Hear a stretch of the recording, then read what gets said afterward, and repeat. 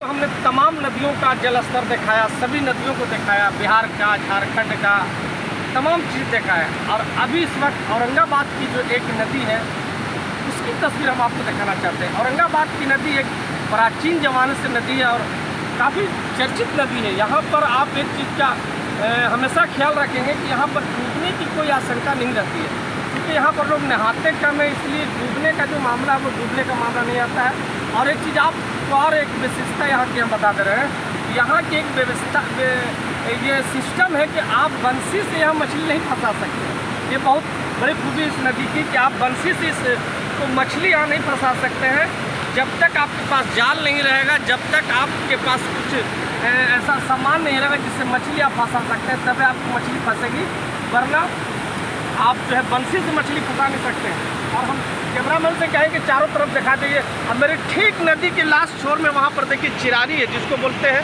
कि अंत्येष्टि होती है। वहाँ पर वो अंत्येष्टि का जगह आपको एक दृश्य नज़र आ रहा होगा।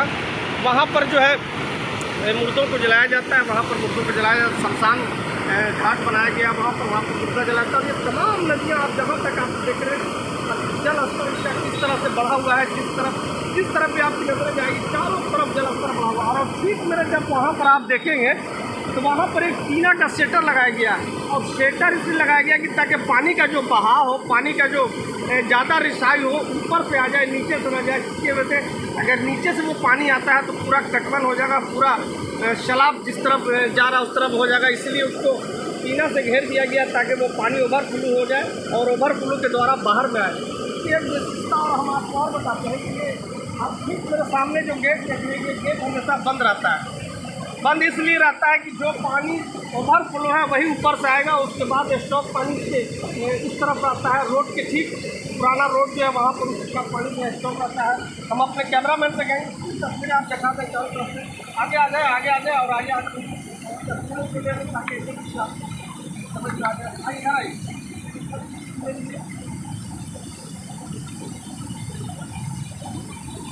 आप देखिए किस तरह से जल स्तर बढ़ा हुआ है। यहाँ पर इस ज़माने में बहुत ज़्यादा गहराई था, मगर लोगों ने इसको जो है ढलाई कर दिया ताकि एक घटनाएं भी यहाँ पर घट गई थी, कुछ लोगों की मौत भी यहाँ पर हुई थी, मगर अभी इसको ढलाई कर दिया गया है ताकि इसका जो गहराई है वो कम हो जाए। गहराई कम है और चारों तरफ आपको देखेंगे हरा भरा ये हरी भरी नदी है। औरंगाबाद की प्राचीन नदी है और सदियों से ये नदियाँ यहाँ पर इसी तरह से चलती है, इसी तरह से बहती रहती है। बड़ा सुंदर दृश्य है, बड़ा सुंदर नज़ारा है। एक तस्वीर हम आपको दिखाएंगे, एक फुटेज आप ले लीजिए। मगर यहाँ आप चाहेंगे कि हमें मछली पकड़ लें या मछली मार लें तो वो आपको बड़ा मुश्किल होगा, बड़ी कठिनाई होगा, क्योंकि मछली यहाँ पकड़ नहीं सकते आप। जब तक आपके पास जाल नहीं है तब तक आप मछली को नहीं पकड़ सकते। अगर हाँ आपके पास जाल है तभी मछली पकड़ सकते हैं, बंसी से आपको यहाँ मछली नहीं पकड़ाएगी। हम कहेंगे उस तरफ की तस्वीर कैमरामैन की दिखा दीजिए, चारों तरफ का आप शॉट लेके दिखा दीजिए। और अभी जलस्तर बढ़ा हुआ है, क्योंकि जिस तरह का ये मौसम है, जिस तरह का अभी ये चल रहा है उस तरह से अभी जलस्तर इसका बढ़ा हुआ है।